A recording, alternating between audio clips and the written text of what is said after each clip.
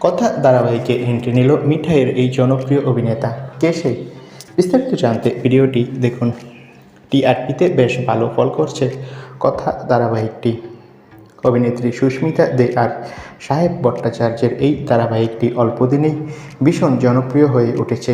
অনেকদিন ধরেই কানাঘুষো চলছিল মিঠাই ধারাবাহিকের এক জনপ্রিয় হিরো এন্ট্রি নেবে এই ধারাবাহিকে।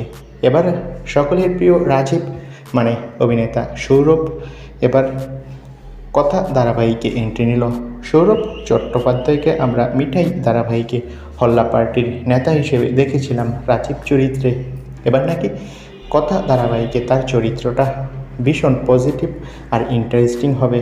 তো বন্ধুরা, রাজীব মানে সৌরভ এবার কথা ধারাবাহিকে এন্ট্রি নিল। তোমাদের কার কার সৌরভ চক্রবর্তীর অভিনয় ভালো লাগে কমেন্ট করে জানাও। আর সিরিয়াল জগতের সব লেটেস্ট আপডেট পেতে আমাদের চ্যানেলটি সাবস্ক্রাইব করে পাশে থাকা বেল আইকনটি অবশ্যই বাজিয়ে রাখবে। সকলকে অসংখ্য ধন্যবাদ।